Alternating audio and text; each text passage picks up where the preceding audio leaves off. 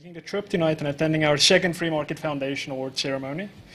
My name is Martin van Staden. I'm a member of the Executive Committee and the Board of the Foundation. Now, after the Second World War, it seemed that there was very little that could stand in the way of the March of Freedom. The world saw what seemingly benign populism, telling people what they want here and giving them exactly what they ask for, could develop into. Now the West, after the Second World War, recommitted itself to freedom to an extent of fighting an entire Cold War about it.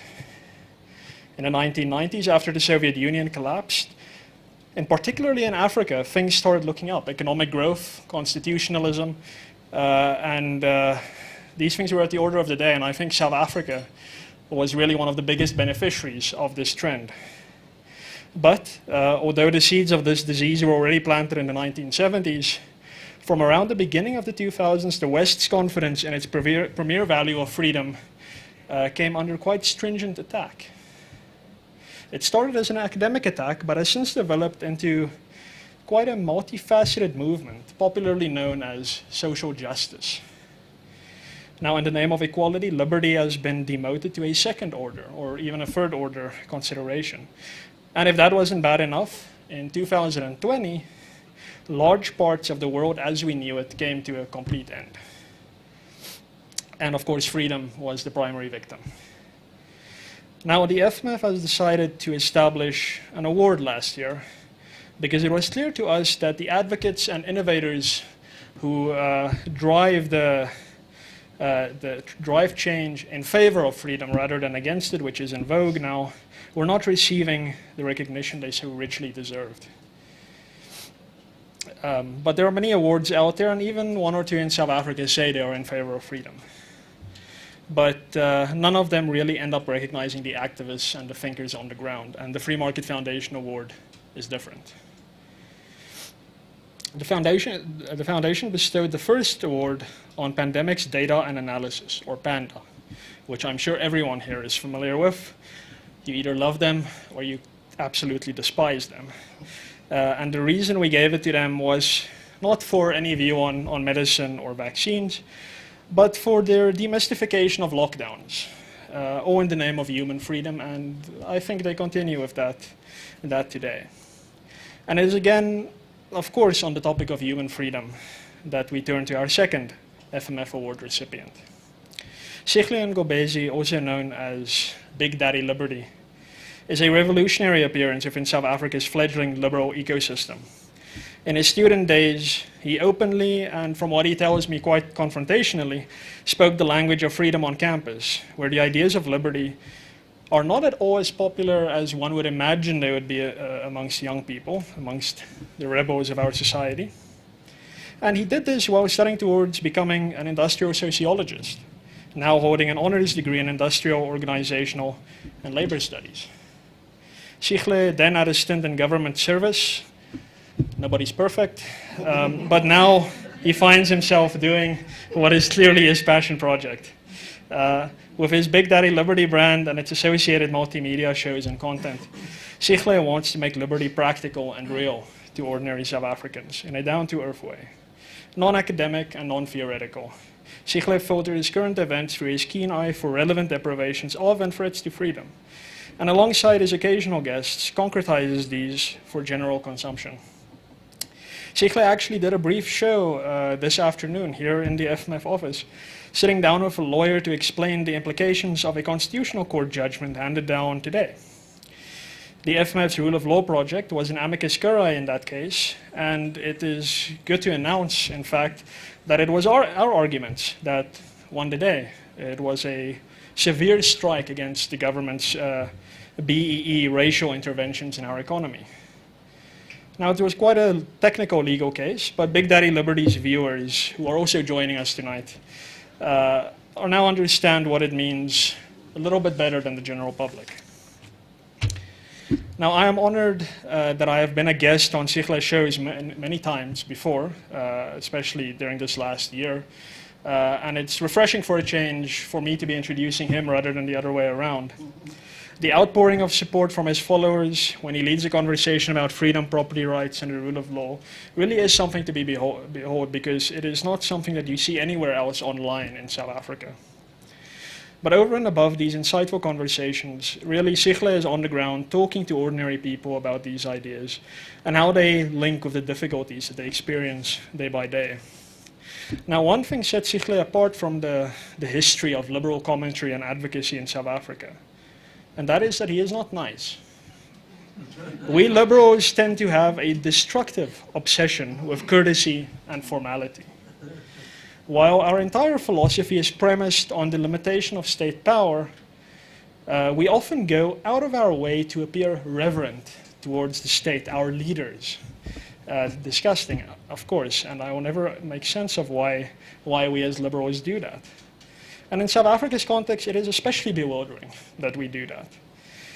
But Sihle's straight talk really is a refreshing appearance amongst the usual liberal crowd. He is part of a new breed of liberals.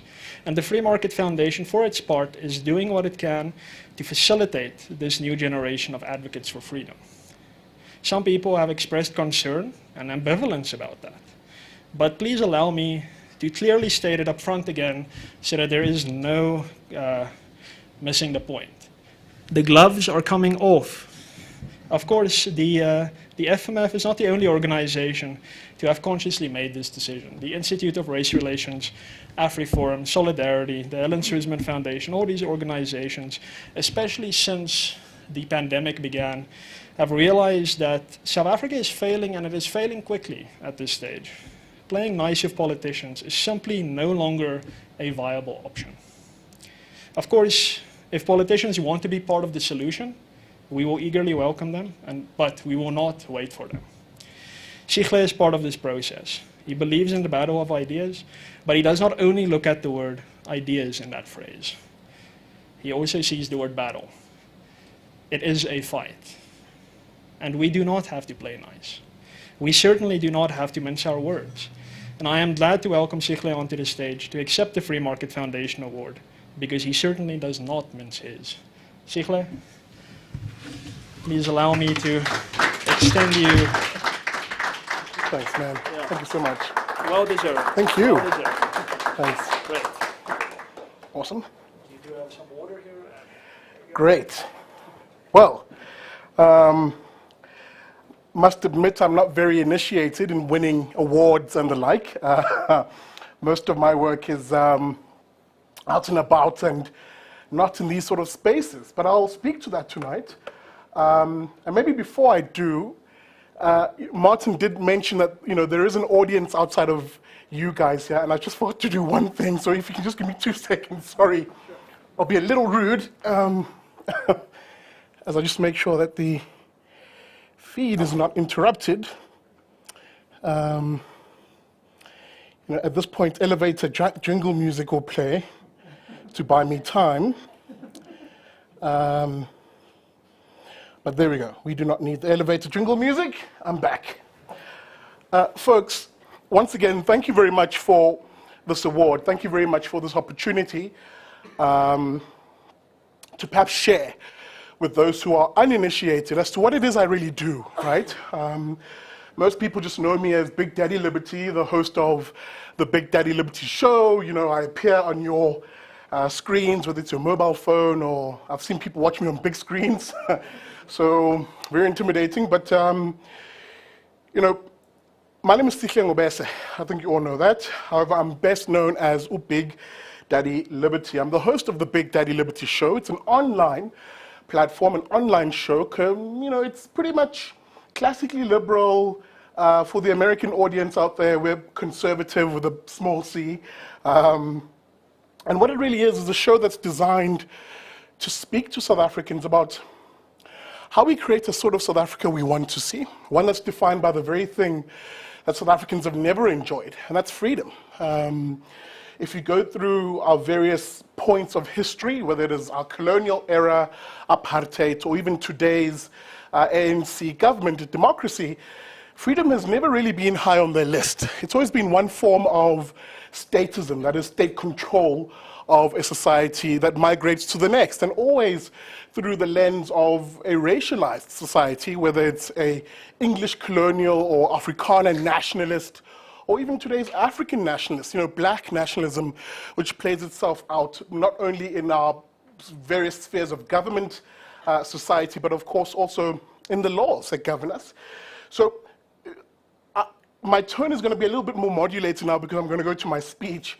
But all of these principles that I speak to and how we defeat them in this battle of ideas, and how we inject the sort of ideas that inspire a country to seek out liberty, to make freedom their most important and singular most important political value, that's what I'm going to, hopefully by the end of the speech, inspire in you and ignite a flame in you, actually, to be a part of.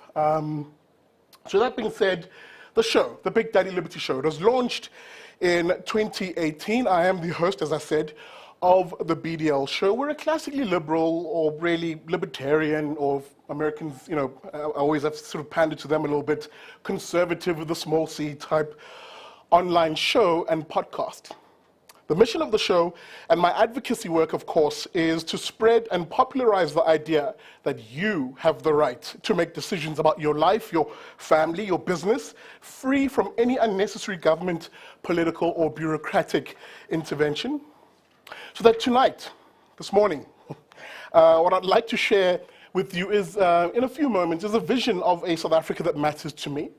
I want to paint a picture of how liberty can transform our home, South Africa, and in the process inspire you to join me in that ground war that you'll probably hear me talk a lot about tonight, of persuading fellow South Africans to stand up for their freedoms and to understand that you are very much a part of that battle of ideas, and of course the fight for asserting our individual rights. The individual in South Africa, whether you're black or white, really has always been under assault. And it is time for ordinary people like you and me to actually firmly draw the line in the sand and say, in terms of defending our rights or the encroachment of the state, here and no further. Your very life, liberty, and property is being eroded by the growing tide of populism, socialism, and of course predatory politicians. Their goal is to strip you of your freedom, your income, your property, and even your very savings. Now, some of you might be thinking, oh, that sounds a little bit dramatic, Big Daddy. Is that a hyperbole? Well, the simple answer is no, it isn't. And allow me to demonstrate why I argue it isn't hyperbole to say this by using three broad headings. Namely, as I turn the page, I feel very Jacob Zuma-esque right now. Those three headings, namely being life, liberty, and property. And I'll show you under those three headings how your rights actually are being eroded. And I'll conclude, of course, by sharing how I've approached this battle of ideas and how I've taken, more importantly, how I've taken the fight to the streets and on the ground. So the methods. You have to first understand your opponent. A lot of people don't, and because they don't, they tend to underestimate the cunning nature. And I use that word purposefully because Martin and I spoke about the cunning nature of our opponents. These are people that you need to understand who reject the idea of South Africa being a home for all people, where we're free, independent, and of course self-sufficient. They hate the idea of that. In fact, they want a South Africa that's divided, and where white South Africans, for example, are accused of being land thieves, oppressors, and are seen as the source of all of South Africa's problems. That is a convenient scapegoat. Equally, on the other hand, they want to paint all black South Africans as being weak, victims, incapable of free thought, and of course, nefariously in need of their control. That's the goal. To achieve these goals, as I sweat like a pastor fighting off a SARS audit, to achieve these goals, they've resorted to identity politics, and we've seen this quite recently in this country. It's identity politics and, of course, groupthink, where nobody is an individual, or rather, nobody is an individual to be judged by their merit. Instead, they argue, each of you are determined by a group or an identity, such as your race, your gender, your ethnicity, your income, income level, or any other social identity they determine. That's the key in their world. Of course, in this sense, collective guilt and collective judgment is often ascribed on individuals, even despite whatever your individual beliefs and behaviors may be. This outlook, of course, is fueled by an axis of academics, social justice warriors, or these social justice activists that we often hear, who are increasingly corrupting mostly university spaces, and most concerningly, because those universities produce graduates, those same graduates then enter the world of work and society with those terrible postmodernist ideas of critical race theory and, of course, intersectionality.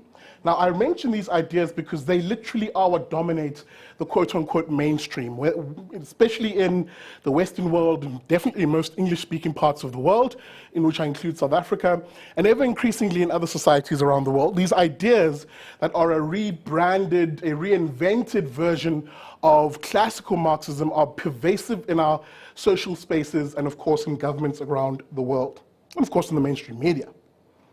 Or as I like to call it, the corporate media, because I argue what used to be called alternative media, is actually quite mainstream now. The ideas, and these ideas, of course, as I mentioned, are born out of classical Marxism. However, there's been a slight modification, with them having recognized the failure of classical Marxism over the 20th century. Of course, you just need to look at the 100 million body count of corpses that classical Marxism has created. Upon realizing how bloody the socialist and communist experiments of this ideology were, the academics and the elites began to abandon it as inadequate, began to abandon it as a means of effectively analyzing society, where historically Marxism used class to make the point that a society has a oppressor class, if you will, and a victim class, what Marx called the proletariat, i.e. the victim class, the working class, and the bourgeoisie. These ideas were born... so they modified it, of course, sorry.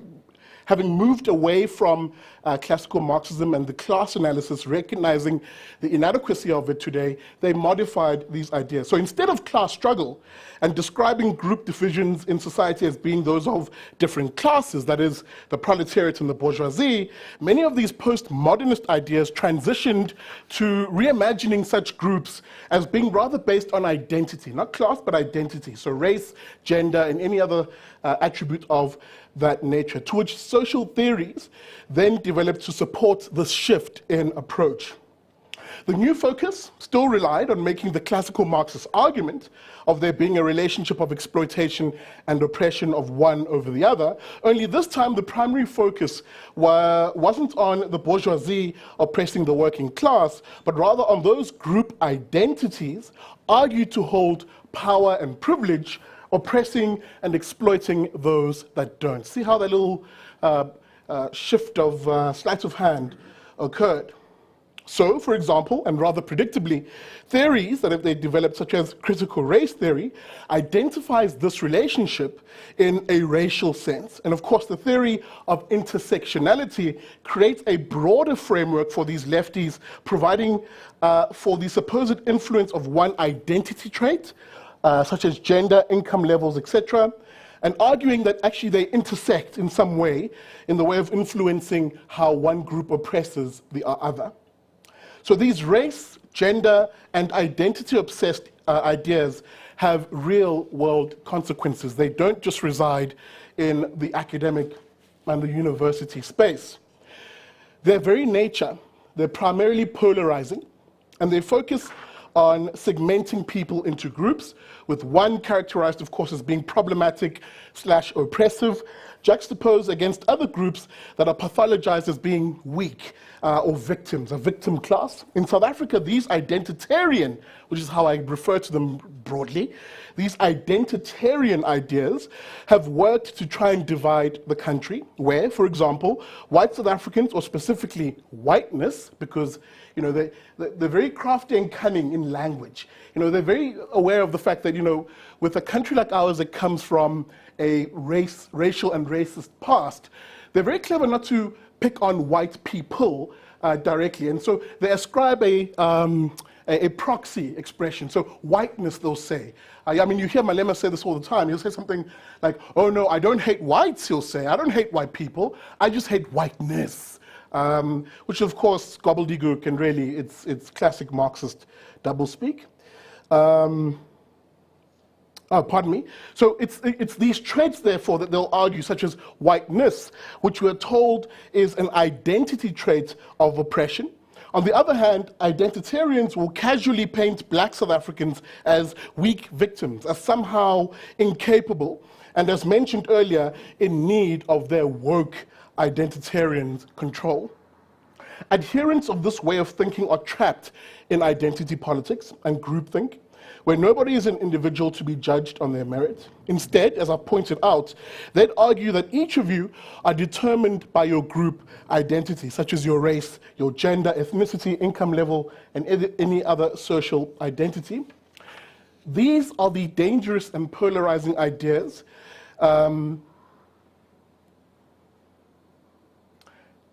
Sorry, I'm trapped by my own sentence construction here. Let me take two steps back.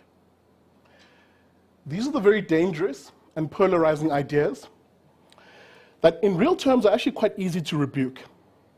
They're easy to disprove in debate, and of course in the free exchange of ideas. However, this is the problem. Ever increasingly, it has been the methods used by identitarians to actively prevent debate and to prevent or stymie the voicing of opposing views that has caught the attention of advocates of liberty like me and many others, because it's the methods that matter and not necessarily who they are. Now, with you generally understanding who it is that you're faced up against, with you generally understanding what it is that they stand for broadly, and why they abhor and reject classically liberal and really liberal values of free speech, really a free society. Now that you understand your opponent and what methods they use to paint and malign you as the enemy, let me talk about the actual bad ideas that they use to erode your life, your liberty, and your property rights. That's a new 3-part heading there. Keep up with me, folks. I hope you do. How do they erode life, liberty, and property? On life. Our country is at the mercy of a political elite and identitarians who believe in the bad ideas of identity politics and socialism. Socialism, of course, is the ideology that drives parties like Julius Malema's EFF, Andile Ngxitama's BLF, and of course, your favorite, in some cases, Cyril Ramaphosa and his ANC. Yes, Cyril Ramaphosa is a socialist. Because I know the comment section of my show right now is going, what? But he's a businessman. No, he's not. He's a kleptocratic beneficiary of state largesse, red in tooth and claw, commie socialist. Take it to the bank. Anyway, socialism is neither a fair nor a progressive political philosophy. It calls, of course, for the collectivizing or governmental ownership and administration of the means of production, how we produce things in society, often centralizing that power into a small collective. These are people who believe in growing the size of government, expanding its reach, and of course, its ability to interfere in all aspects of our lives. We've seen this play out, of course, in, as more taxes, more red tape regulation, and more ways to extract income and wealth from ordinary people like you and me, people who actually, on an everyday basis, are likely struggling to make ends meet. They don't care, though. The overall impact of this approach, the overall impact of the socialist means through which our politicians approach governance and policy has been that the ordinary South African, or rather South Africa, let me begin with the economy, has never really shown potential to grow at a requisite level to create the sort of jobs, the sort of middle income country that we aspire to be. In fact, that overall impact has been that despite its extraordinary potential, this year the South African economy will continue to grow much slower than any other emerging market, with a forecast growth rate of a paltry 1.9% being forecast for 2022. Last year, inflation was just under 4.4%. Now, this might not seem like a big number, right? Or 4.4%, that's okay, Big Daddy. But consider this. If you maintain that 4.4% year on year, it would effectively mean that any long-term savings you have after every 10-year interval would lose about 44% effectively of its value, roughly. It's a rough calculation here. I'm hearing famed economist David Root saying more, which exactly is underpinning my point, which is I'm being conservative in this estimation. You're likely to lose much more than 44% over 10 years. Now, South Africa's debt to GDP rate has more than doubled in less than a decade. The budget deficit is plumbing apartheid-era lows. More than half of young people, indeed 60% plus, do not have a job. And for all the talk of politicians, especially the famed Cyril Ramaphosa, of this famed fourth industrial revolution and smart cities, the IRR has actually estimated that only 3 out of every 100 children will pass matric, or pass maths in matric with a grade of 60% or higher. Good luck with that fourth industrial revolution. You cannot enjoy a standard of living. Leave the economy aside. You simply cannot enjoy a high standard of living if those living in that society are not safe, as is the case in South Africa. Close to 500,000 people have been murdered in this country since 1994, at a rate per capita that is almost 30 times that of Australia. And because I'm in the farming world now, it's important for me to just quickly mention this. When it comes to farmers, that rate is about 52% higher than the average in the country. The number of violent protests has increased by at least 300% in a decade. Popular confidence in the future of the country has fallen by more than half in the decade to today. And of course, when you look at our opposition parties, who really don't shine themselves in glory, despite a heavy appetite for change from voters, and we all saw this in the last election, despite that heavy appetite from voters for change, opposition parties continue to stumble over themselves and opposition parties continue to stumble over themselves, and we're seeing that in the squabbling and the jostling as they sort of try and position themselves in the various coalition governments at a local government level around the country. That's opposition parties. The ruling party itself, despite the Zondo Commission optics, remains in the ruling party itself, despite what you saw in the Zondo Commission and the sort of dog and pony show that was. The party in it remains many of the ideologues and many of the perpetrators of state capture that did so much harm to our prospects in the decade since the policy conference of the ANC in 2007. So for all the talk of, oh, we'll deal with those who perpetrate state capture, it's all an illusion, as I often say on the show, hashtag don't be dribbled. That same 2007 ANC conference that I mentioned, where Jacob Zuma was voted in as ANC president, also saw the ANC move sharply to the left and double down on its destructive strategy of the National Democratic Revolution, which is, of course, the policy framing which the ANC operates under. Now, if you thought that the subsequent voting in of Cyril Ramaphosa at the ANC conference was a new dawn, you'd be wrong. As the ANC, continues to pursue the socialist policy of the National Democratic Revolution, testament to this has been how, under the Ramaphosa presidency, the most destructive and divisive policy of expropriation without compensation has been the center of its policy framework, and in the process has done sufficient harm to investor confidence and has tipped the country into a recession. Because most people forget that prior to, the spicy cough in 2020, and I'm calling it that because I'm on YouTube, I can't use its actual term, else I'll be demonetized. But the spicy cough, having begun in 2020 and its consequent lockdowns, people tend to conveniently forget that we were already in recession prior to that. So we walked in literally as a crippled nation, economically speaking.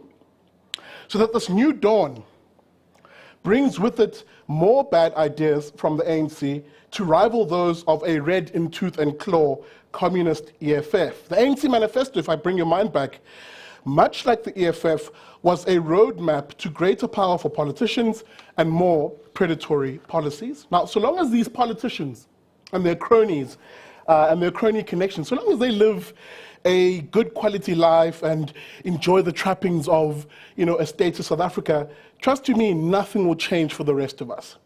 They do not mind eroding your income and your standard of living so long as they are okay. Rules for them and not for us, or rather the other way around.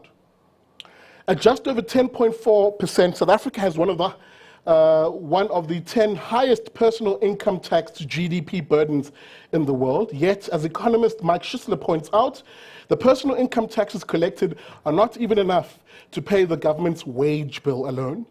Government wages are well over 40% higher than the total number of personal income taxes collected. With the belief by politicians that government and the state are the optimal means of organizing society, we have seen the growth in the size of government and, of course, at the expense of the income growth and potential prosperity of hard-working South African families. The bloated size of government, the high taxes, are effectively an assault on your quality of life and, of course, your freedom. According to that same economist, Mike Sihle, shout out to him, by the way, and prayers for Mike. I won't say why, but just pray for the homie. According to Mike Sihle, South Africa had the 10th highest personal income tax burden in the world. I read that, my bad. This has only gotten worse, of course, in the sense that the ANC government has introduced more taxes, higher taxes. For instance, in this Ramaphosa period, we saw an increase, for example, of the value-added tax. So even poor people, who are often argued, oh, they don't bear the brunt of taxes, they'll say, actually do, and disproportionately larger. The cumulative effect of these poor policy decisions and bad ideas is that South Africans are effectively getting poorer. According to the NIDS CRAM serve data, both acronyms, 1 in 5 South African households experienced hunger in the last quarter of 2020. 20% of this country experienced hunger.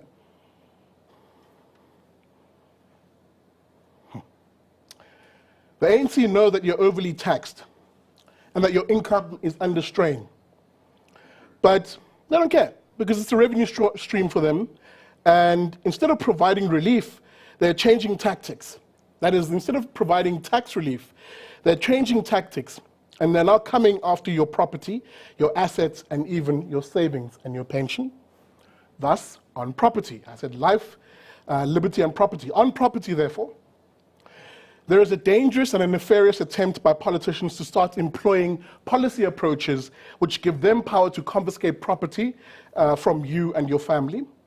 Your very freedom to own property in this country, to be able to say that this little piece of land, my small piece of Africa, your ability to even say that is under threat by a political elite who see you, as they say, wanting a future where you own nothing and you're happy. Of course, it's under threat by politicians via policy, right? All things whittle down effectively to policy. And in this regard, land expropriation without compensation, for as much as the constitutional amendment attempt, that is to amend the Constitution to do this, was defeated, the actual land expropriation bill is still very much a threat. Since 2008, an organization that I work very close with, the IRR, had tracked about 30 separate pieces of legislation, policy, and regulatory attempts to undermine property rights. Trust you me, the commies are very busy in this country. Do not sleep, for they don't.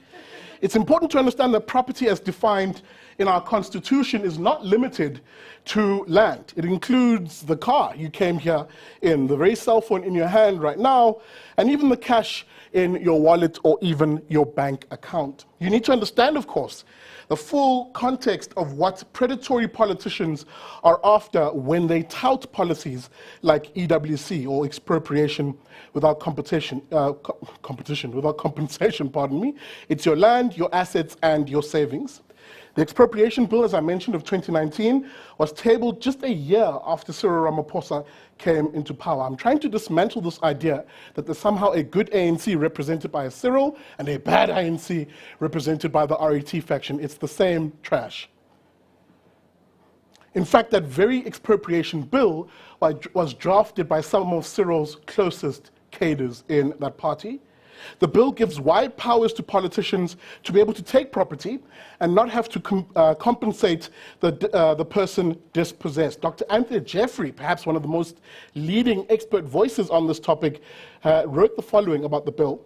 Open quotes, "The bill empowers many organs of the state, including municipalities, to expropriate land or any other property by following a set of specified procedures. These are heavily skewed against the owner and, of course, heavily in favor of the government," close quote. If that sentence alone doesn't... Anyway, this is not the sort of power we should be handing over to the state and to politicians. It has little to do with addressing land reform, as it does nothing to build a culture of secure landowners with property rights, even if that land is a beneficiary, or landowner, pardon me, is a beneficiary of a land restitution claim. Ask any South African, as I do in my travels around the country, under the banner of the show, especially RDP beneficiaries, those people who got free state homes, free in inverted commas, ask them if they have a title deed to own that home. And the answer you'll get is very surprising, given the rhetoric from politicians about the people shall own. Ultimately, if the state is given the power to dispossess you of your land and property, you must understand that that power comes with the threat of state guns and violence. Let me play out a very realistic scenario for you here, based on my own experience. As I said, I'm an aspiring commercial farmer. I've recently taken over a family plot that's been in our family for multiple generations. My family has an estimated cumulative 50 hectares of land in rural Emapumulo. This is near Stanger.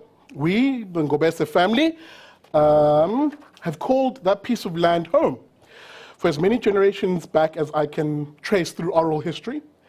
Ironically, despite this, despite the fact that we have at least 4 or 5 generations on that land, I can't produce a title deed today for that land because it's owned by the state via my king and the Ingonyama Trust. It is this lack of property rights which makes it easy, of course, for a local traditional leader, or more specifically, really, government officials with the backing of that same government to dispossess me.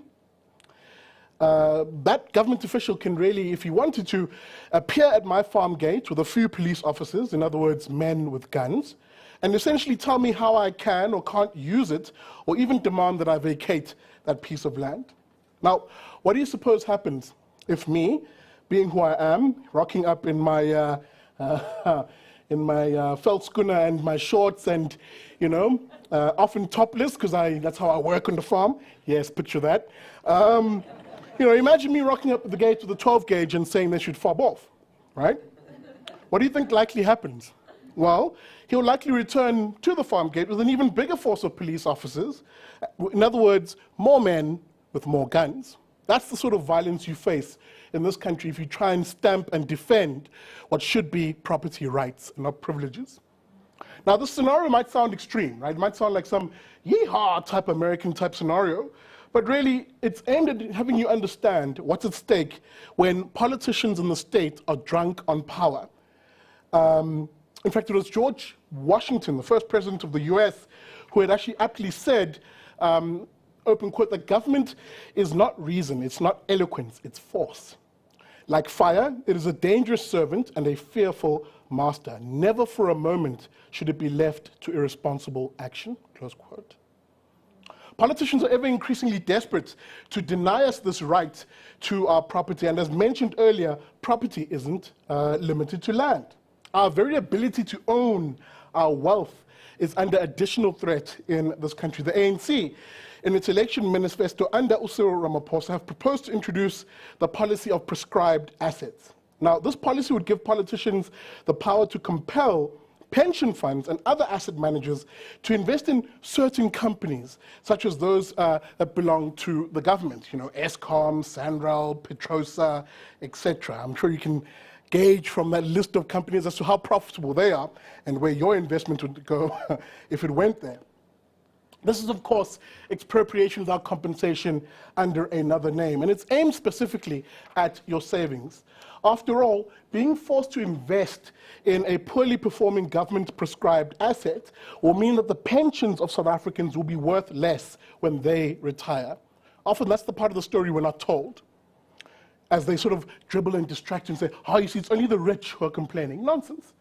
Most pensioners in this country are people, hard-working, everyday South Africans, and they hope against hope that when they do retire, there is something in there that will see them to their end of life, often from retirement, which is around 60 to 65, and of course till people are getting older. Most people are living beyond 80, 85. So 20 years of your existence, where you're hoping your savings will see you through. So that, ladies and gentlemen, I get to a point where I hope the picture is getting clearer. Bad ideas by those who are in political power and their cronies have real-world effects on the quality of your life and your living standards, and of course on your property rights. The overall assault, therefore, that is the overall assault, is actually on your civil liberties, your very liberties, the freedoms that see you be you.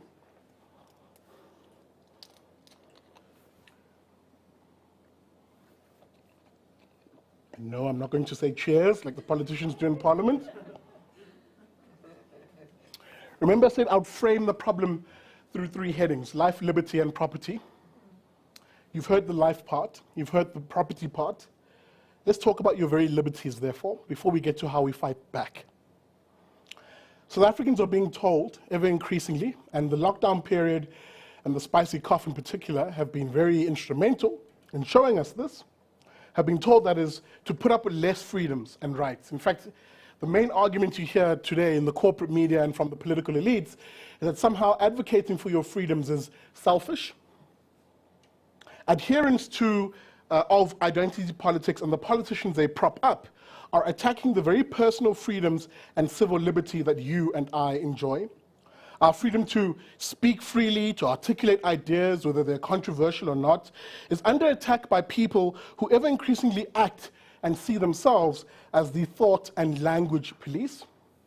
Our ability to earn an income freely, save it and invest it in the way in which we see fit, is ever increasingly being limited by greedy politicians who are taxing us to death and yet wasting or looting that very same money.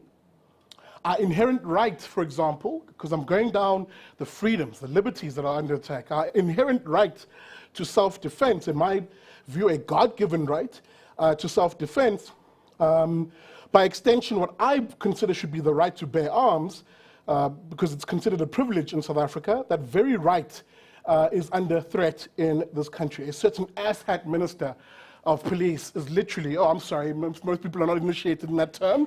That's literally what I call him on the BDL show. A certain minister of that description seeks to pass ever-restrictive gun control laws, including a proposed amendment bill that would remove self-defense as a reason for applying for a gun license. Such anti-liberty measures only put red tape in the way of law-abiding citizens who are trying to defend themselves, yet will do nothing, as is the case right now, to stop the very violent and very murderous criminals in this country from accessing guns themselves. Quick story. When it was the July riots in this country, parts of Gauteng here and KZN obviously descended into complete anarchy. There's one story you probably picked up in the news around a certain police container that had hundreds of thousands of rounds in it, some firearms and the like, that just simply went missing from what should have been a secure facility of the South African Police Service. Let me assure you, it hasn't gone missing. Those of us who live in the townships around Durban, especially my township of Mlazi, hear that ammunition go off every single evening.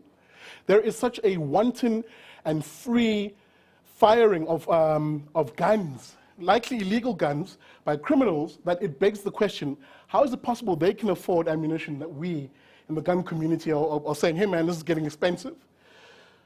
There are places in certain townships, I won't name them now because they'll be in a special documentary that I'll be shooting on crime, where you can even buy hand grenades and explosives, mostly of course for the loyal customers who do cash in transit and the like.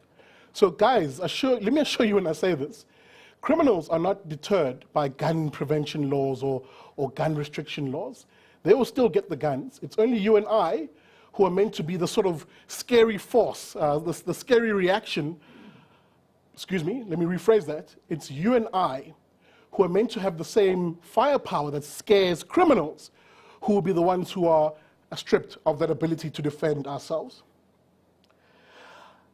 As I move on, the very freedoms that are under assault in this country include freedom to make choices around your own body and your healthcare and where you access healthcare.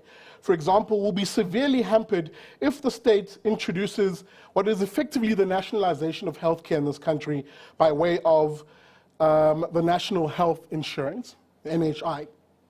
The NHI, very simply, I won't go into too much detail here, it's basically creating an ESCOM of healthcare, where the state controls healthcare, decides who gets what, and of course there's always shortages. So that with you understanding what I mean by liberty, what I mean by your freedoms that are being eroded by bad policy, bad ideas, and a nefarious group of individuals who are driven by toxic ideas, the question then becomes, how do you draw the line, how do you fight back? And that's the part which I think I've inserted myself, I've placed my, how does one frame this, my very existence, my body, my everything, in defending the rights and the freedoms of South Africans of all walks. I've given up a plush middle-class existence, sold most of my assets in order to fund some of this, and thankfully received assistance from certain organizations, i.e. the Institute of Race Relations, no need to be cryptic, in order to live this Big Daddy Liberty lifestyle and show. What is it? What is the Big Daddy Liberty lifestyle? What is the BDL show? On the one hand, it's the show, right? I broadcast twice, maybe 3 times a week. The BDL show, Liberty and Friends, and various vlogs. That's the fun part. That's the part most people see and they think, oh, this is clearly what he does. Yeah, that's about 40% of what I do. 60% of what I do involves literally at times getting and living in my bakkie, traveling this country, going to communities across this country to have these sort of conversations that I'm having here in the spaces where the conversations often don't happen, in the very places where we don't think people can understand Murray Rothbard or Frederick Hayek or John Stuart Mills. And of course they wouldn't in that sense, in that highfalutin sense, but they definitely understand the principles, the ideas, and the how does one even put it, the ideas. They definitely understand those ideas when they're framed in everyday lived experience. And that's what I do. That's the 60% of what I do. And let me assure you, this is the process where I always argue it's not a one-man show. It's not a Sihle or a Big Daddy Liberty show. It's an all of South Africa approach. Part of what I'm doing and why I do it is to incentivize those South Africans who often feel alienated from the process, if I can steal a little bit of Marxist rhetoric there, who feel alienated, who feel as if, all of those things happen there, far from me, in Pretoria. I live in Jan Kempdorp or Enyanga or Kakamas. Those things don't reach me. They affect me, but they don't reach me. My mission is to show people that actually they do reach you, they do affect you, and it's you and the power of you, the individual, that has the ability to push back against this. I talk a lot about the individual. Really, we're a family society. So insofar as I mention individuals, I'm talking about the South African family. So what can you do to join the battle of ideas? And how do we begin to fight back against the socialism that seeks to destroy this country and, of course, its families? As mentioned, I'm already in this fight. The Big Daddy Liberty show, since its inception 4 years ago, has garnered about 7.6 million views on my videos over Facebook and YouTube. In addition, I've traveled the length and the breadth of this country, speaking to citizens on the ground and pushing liberty ideas through either on-street interviews, where I'll put an issue to people and engage them in real time, and of course bring it to you on the show so that other people see that, oh, hang on, that person had a certain idea. Maybe they were an avowed communist, and in a little 5-minute interaction, started agreeing with my positions. It's important for people to see that process of changing people and winning them on the ideas. So I do on-street interviews and various engagements. This part often doesn't make it on the show, often because most people, like Nicodemus in the Christian Bible, come to Jesus in the night. Various community organizations, often linked to the ANC or the EFF, or even their branches, will contact me on my show and say, hey, come and address us obviously we don't want the cameras, but we want to hear certain ideas that we're watching on your show. The biggest one, which is arguably one of the more popular ones, or the top three, was when I did a special feature on taxis, and it was called Taxiland. It is on my channel, where I advocated that actually it's very possible to reform the taxi industry because it is a great example of the free market, to reform it and bring the rule of law into it, and then make that the standard for all other sectors and industries in the country. Massive, massive fan base amongst the taxi community in this country. Massive fan base, it's sometimes scary. Yeah, sometimes really scary, including taxi stopping going, are you a big daddy? You're a big daddy liberty. Anyway, moving on. And they really do, like they watch every single episode in some cases. They can quote stuff. Anyway, but yeah, as I said, it's either these on-street interviews, as I mentioned, and or of course, various organizations that invite me. It's Stockfells are big fans of me. When I speak about, income growth, and household savings, the Stockfell community in this country really has been receptive to that. Especially as I also talk about cryptocurrency. They're like, how do we protect our money from the state? I'm like, that's a good question, mama. But let me be frank here, people. As hulle sê in Afrikaans, ek's net 'n gewone man. And to that effect, I'm just one guy. The battle is about you and getting you involved. Out of our little comfort zones or our little protective safe spaces where we don't want to engage those evil people. You've got to come out and actually talk to your fellow South African. Because I keep saying this, I said this before we started seeing a sweeping change politically. And people called me mad 3-4 years ago when I said this. And I said, this country will change in the next 5 years. But what it really needs is ordinary, everyday individuals to reach your fellow man, inject the liberty ideas, and give them a purpose to show up. Whether they show up at the ballot box, or they show up at a protest, or they show up at a parent-teacher meeting, wherever they have to challenge state power, give them a purpose and give them the ideas to rally around. Don't give them a personality. Don't be another Malema or another Cyril or whatever the case may be, because that comes and goes. The ideas last forever, and this is what I seek to do. Whether it's from the Limpopo to the Cape, the Karoo to Kailicha, I'm taking the message of liberty and the power of property rights and the market economy into every community.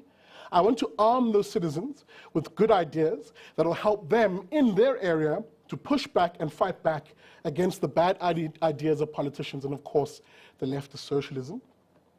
This is your moment to draw the line in the sand and to say here and no further.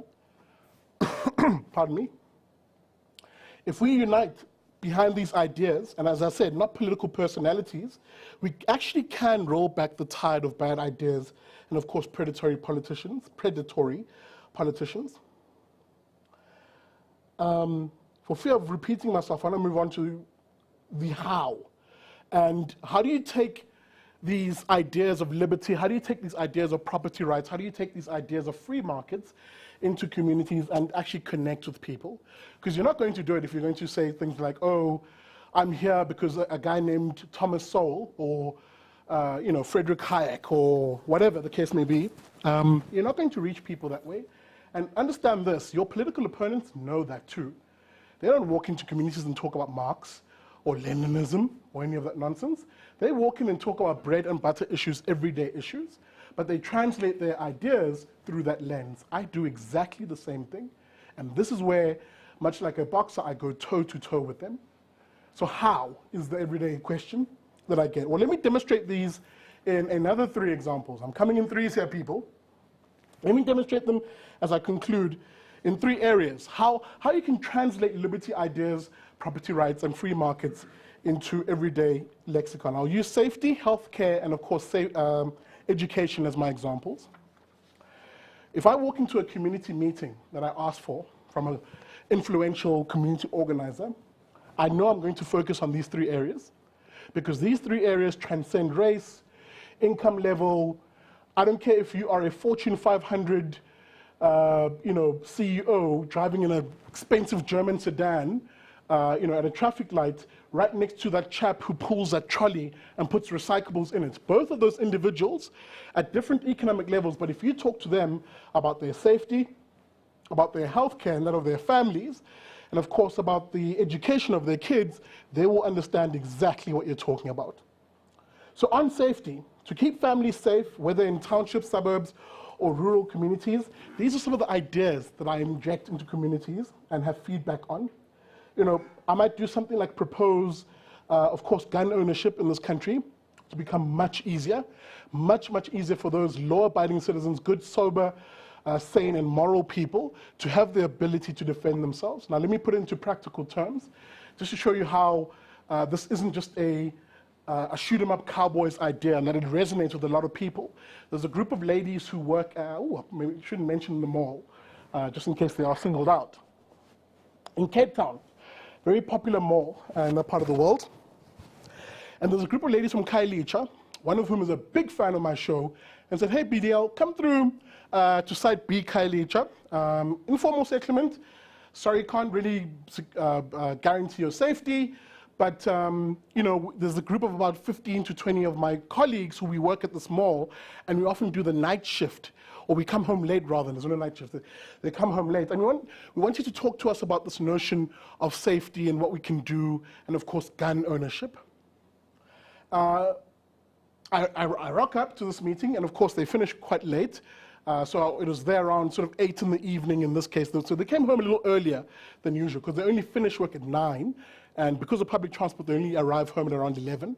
So imagine arriving to one of the most dangerous parts of Cape Town, getting off a bus at a bus stop, and perhaps walking another kilometer through an informal settlement to get to your shack. Imagine the terror of having to do that every single evening. I don't think most of us can.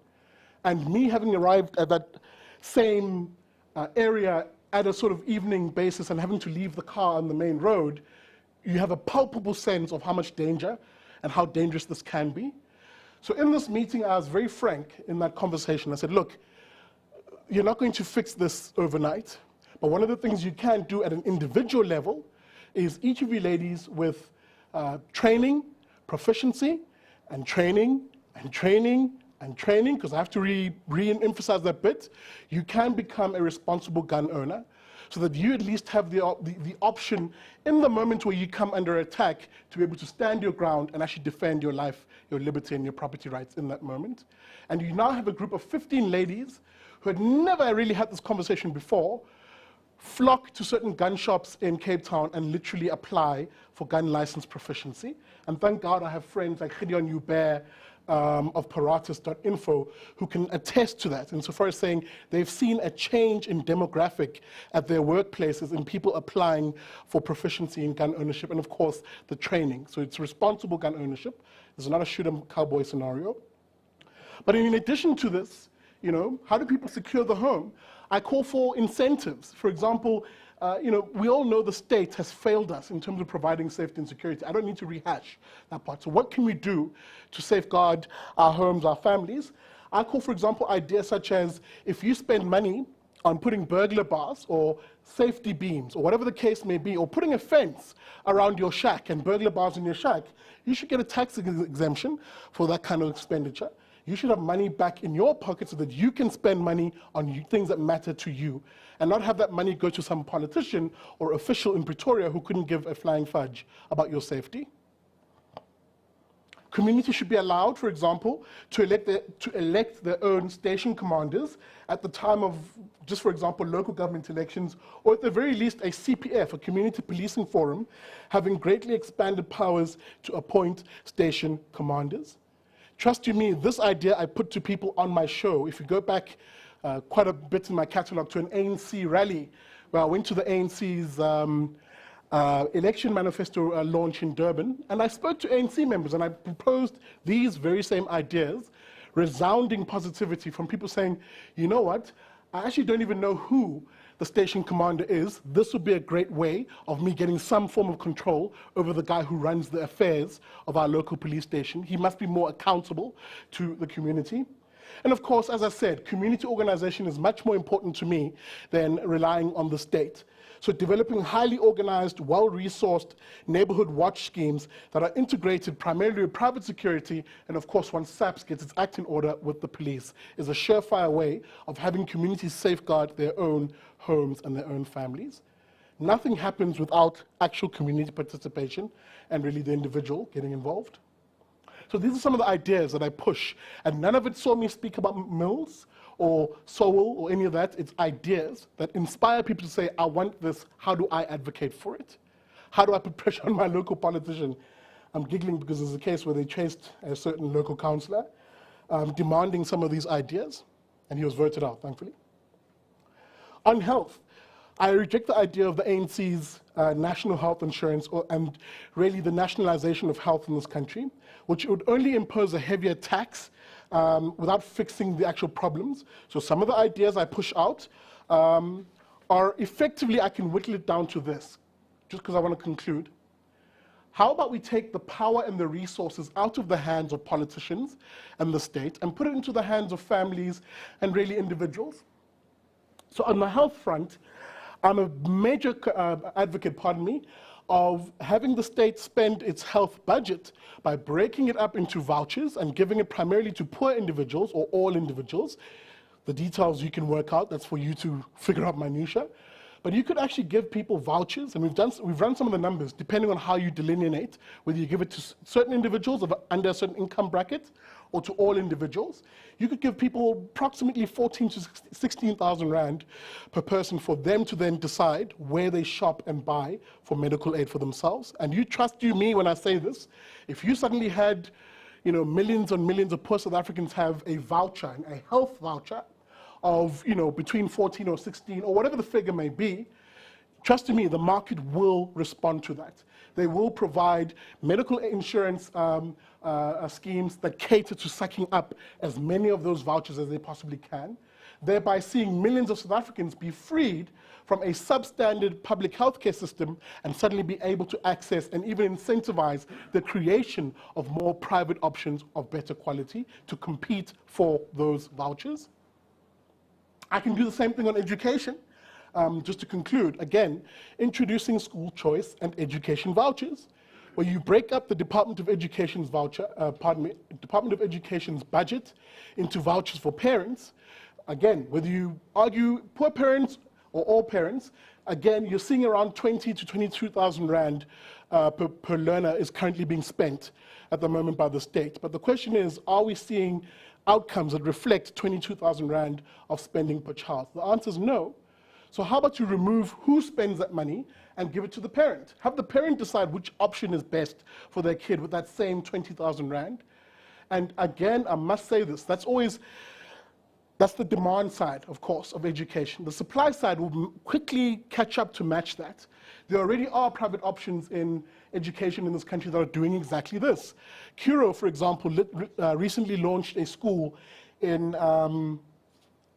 is it Delft in Cape Town, a rural township where there's parity. They will tell you, we spend roughly 20 grand per learner here, which is about the same as the state, but we provide better outcomes. Parents are clamoring to trying to get their kids into those schools, including poor parents. This is the one thing about individuals and really parents and families that amazes me. A parent will do anything and everything for the benefit of their family. They will beg, scrimp, and save of what they don't have so that their kids get a better opportunity. Even though we know realistically that kid is more likely to do better than their parents as an aggregate, they will still invest everything they have for the benefit of those children. And why shouldn't policy support that, is the argument I'm making. And if we can infuse the sort of liberty ideas that encourage those people to get behind ideas and to fight for them, by God, that is my mission.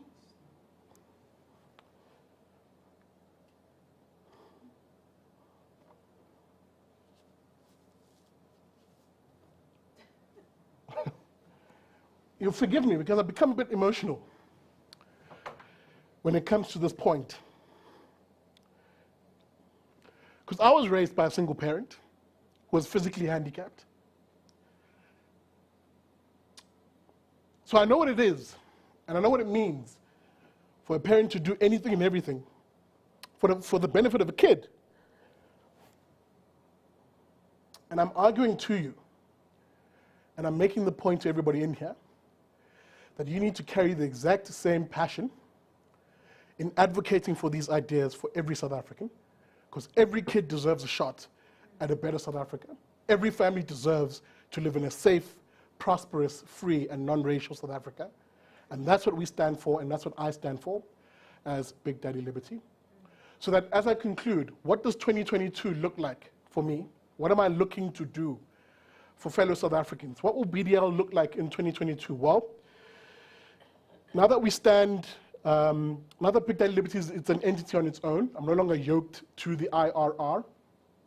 I'm heading out and looking for support from other organizations, from other individuals, and saying actually 3 things need to happen from the show this year as we fight for liberty. Number 1, we'll continue broadcasting the show. It's what I like to call the air wall, if I can use some military terminology here. Just imagine me in Green Beret and a big fat cigar. The air wall, that's the easy part. That's producing a show 3 times a week, you know, the BDL show, Liberty and Friends, and various vlogs. The Big Daddy Liberty show itself, I'm looking to build a small studio or rent a small studio to which to broadcast out of, and much like Carte Blanche, I come to you once a week and I have correspondents around the country who produce liberty-orientated stories from where they are. So I'm looking to eventually, once we get the funds, be able to hire, for example, student journalists who have an interest in libertarian, liberty-orientated, classically liberal, or even conservative values, producing short 3-minute inserts, 3 to 5-minute inserts on special issues in their areas, where we can then bring those to you on the BDL show through the lens of liberty, competing with the corporate media in this country in providing that sort of content. That's the vision for this year. That's what I'm fundraising for and looking for support to be able to do. So that's the vision for 2022. As we up the game when it comes to the air war and transmitting liberty and ideas. The second element of it, of course, of those 3 things, I told you I'm coming in 3s today, is the ground war. I'm looking to launch what will be called the Mazakhele campaign. Mazakhele is a Zulu word for build it yourself, and it's often what is, especially in townships in KZN, there's certain sections of our townships where people literally did that. They built their own homes, and they're not RDP homes. And there's a certain ethos that developed, it's a very much a liberty ethos that developed from that, because once people had property rights, they realized, heck, I can actually save up, build on this household, in other words, use the household as a way of saving, and build wealth. And you can see it discernibly, a big difference between areas and townships which are, pardon me, or Mazakhele, versus areas that are built by the state. In most cases, state homes fall apart within a year of them being built, or the area in which they're in are slightly more deteriorated, slightly more downtrodden, versus those areas where people have built their own homes, and there's that ethos of looking after something because you own that. So I want to take that ethos around the country and showcase those South Africans who have literally built things for themselves as a means of inspiring others to demand the exact same freedom. I want to do things for myself. As I always say to people when they say as a final thought, you know, so what are you, Sihle? Are you a classical liberal? Are you a libertarian? Or are you a conservative? And I say, look, you can apply all 3 of those taglines, but really, I'm guided more by a set of instincts than an ideology. The first instinct, of course, is that I believe that the individual should do more, should do more, and that the state should do less. The second instinct is that the state should, the individual, should, sorry, let me rephrase. The individual firstly should do more, and that the state should do less.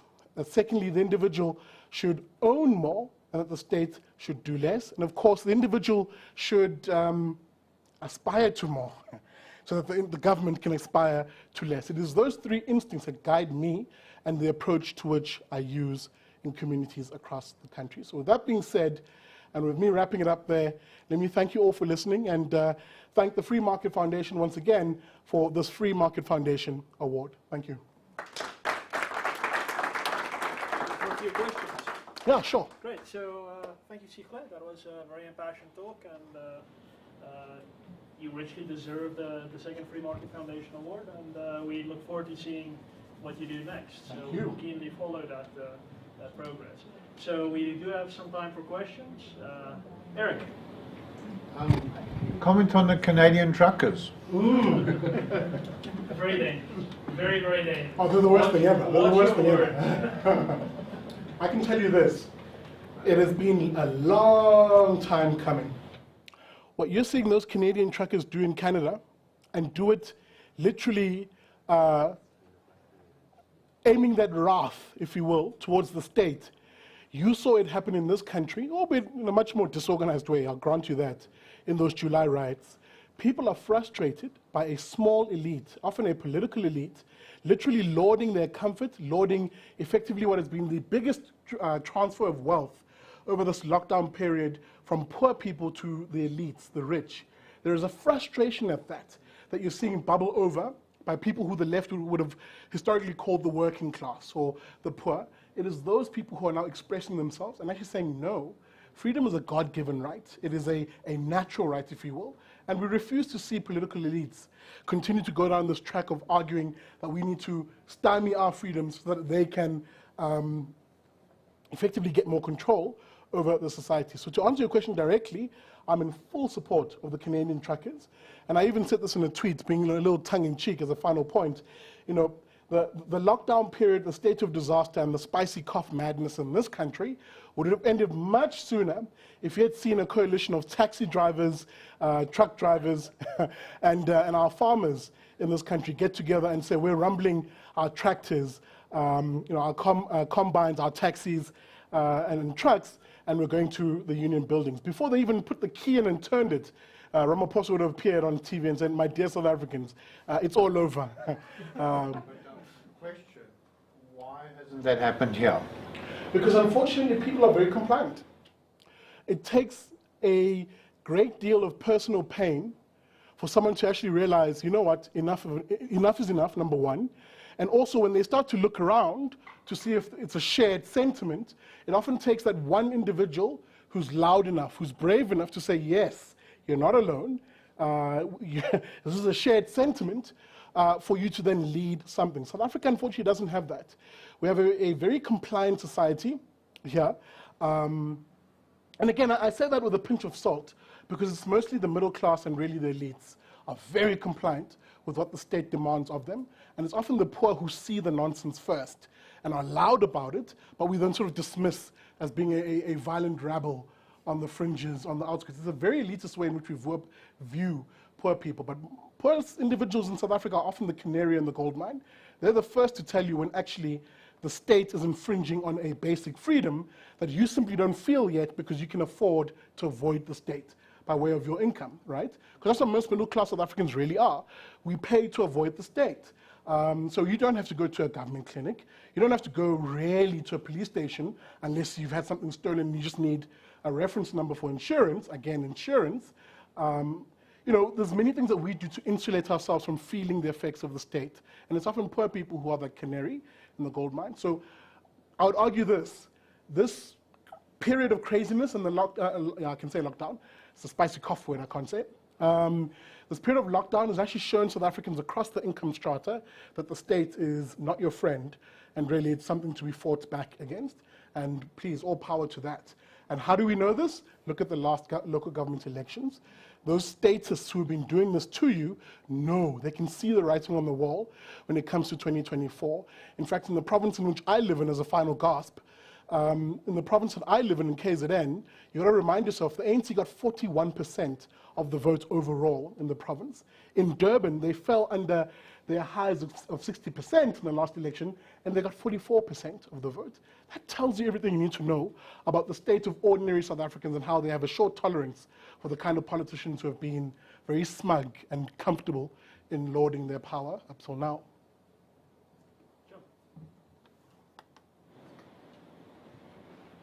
When we vote, we decide who gets employed. Directly, if it's a local government councillor, ward councillor, indirectly with proportional representation system, through what I like to call the labour brokers.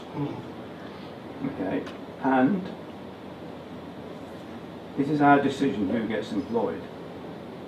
Plus, we pay our taxes, whether it's corporate tax, whether it's income tax, whether it's VAT. We are should be described as the employers of the politicians. And that is the message which you're going to take to the streets, I would hope, to say that the politicians are actually there, that they should be there to do your bidding. And we need to put a policy in position to change that around. And the description I've got with that is direct democracy, where the people will make the decisions that the politicians cannot touch. Your comment, please. Yeah, it's a very popular stream of consciousness that developed, especially around the sort of lockdown period. You know, a lot of prominent people started coming out advocating for this hashtag direct elections, which is absolutely correct, right? You do want, first of all, I always argue that state power should be as local and as decentralized as possible. You don't want a big state. I don't want a big state. And to the best of that ability, I would argue, and this is where I get a little radical, you know, national government should be slashed by about 70%. We shouldn't really have a massive provincial government either, nor should we have a all-powerful local government, but at the very least, if you are going to have the most influential levels of government, it should be at a local level.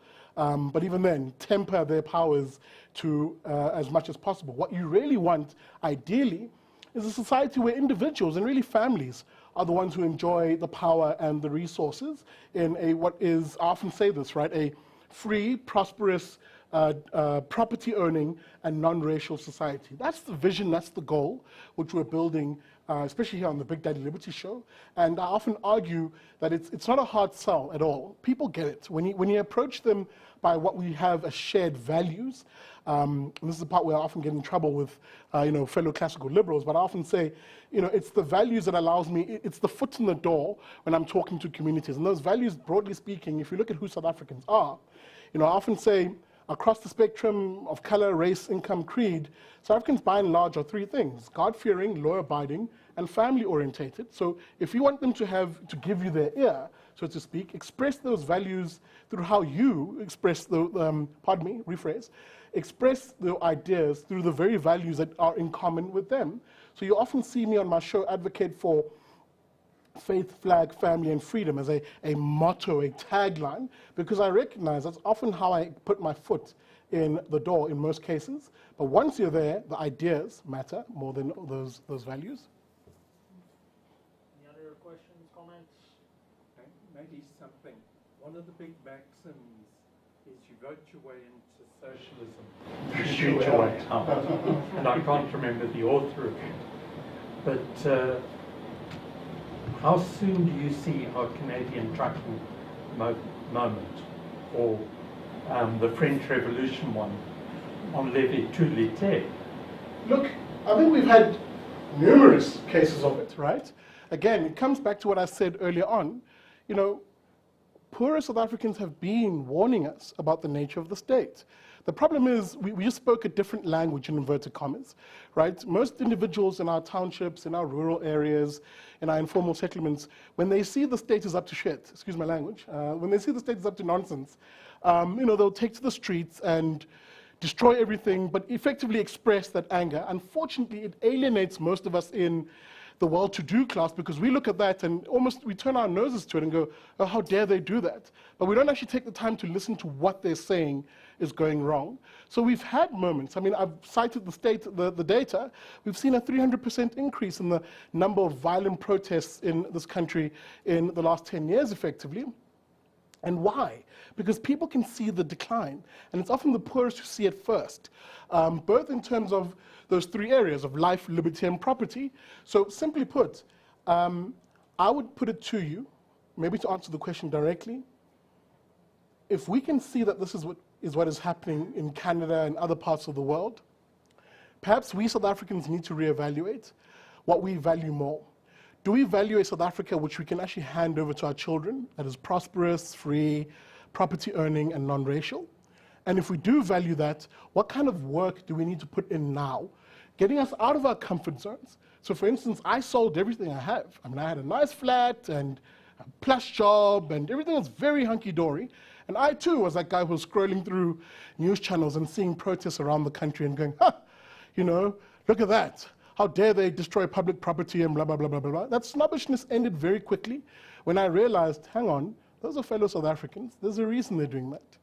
It isn't just because Skop and Donor is Skopskiet and Donor is how we do things. No, there's a reason for that. And it's once you listen to the canary, you then realize, heck, I have two things that I can do as a South African.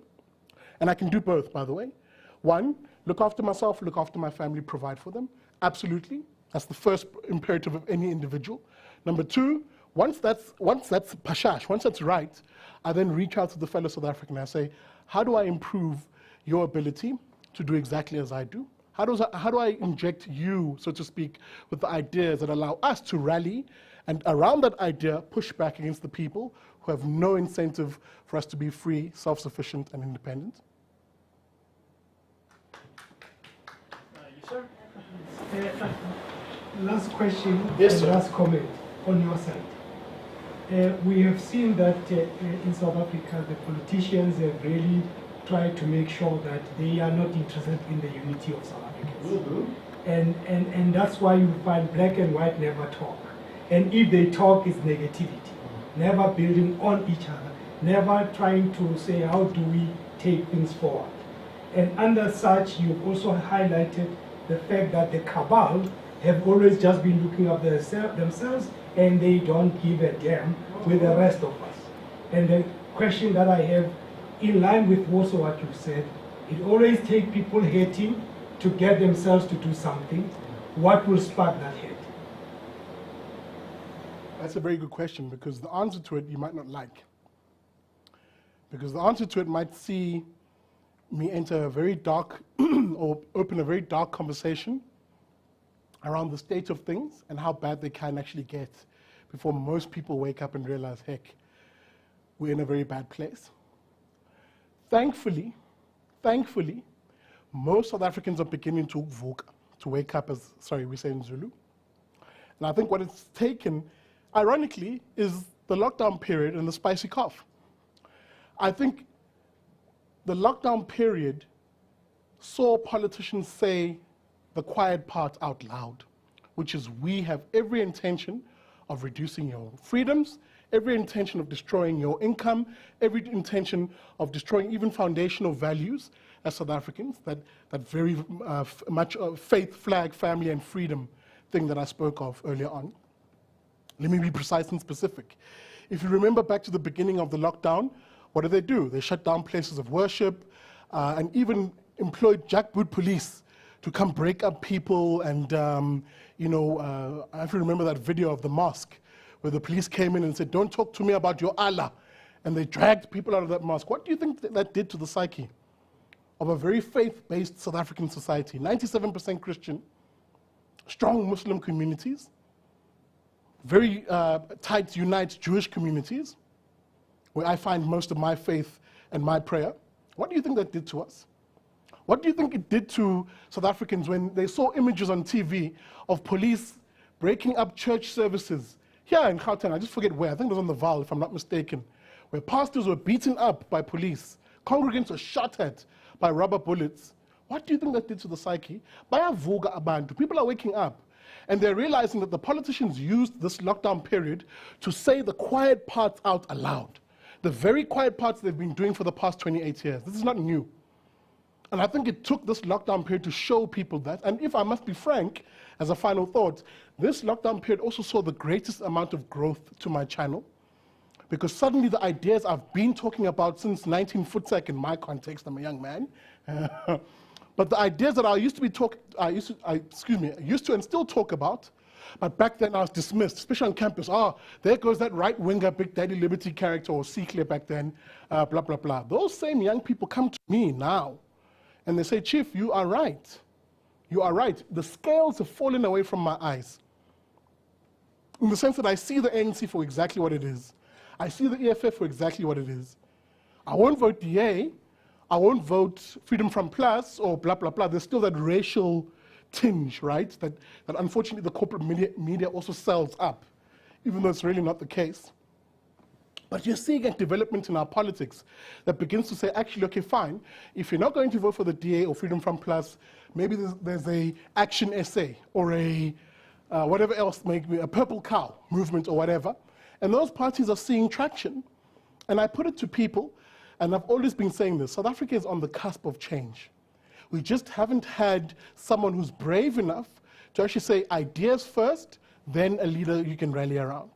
Ideas first, though.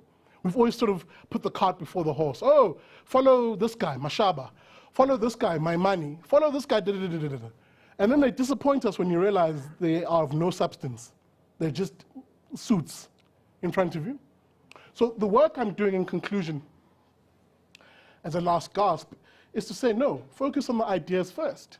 And once people are empowered to stand and rally around certain ideas, then they'll start looking around for the politician or the leader who best represents them in those ideas. And if they don't find that politician in the current status quo, by God, I can assure you, they will stand up from their own communities. And this local government election showed you that. Greatest number of independent candidates registered in this election. And I believe that'll be it bodes well for the future, if that'll be the case going forward. But the ideas matter. Sorry, there is one.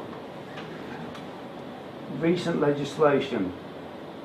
Our president is not going to stop our lockdown until such time as he's brought legislation in which he can actually put into place.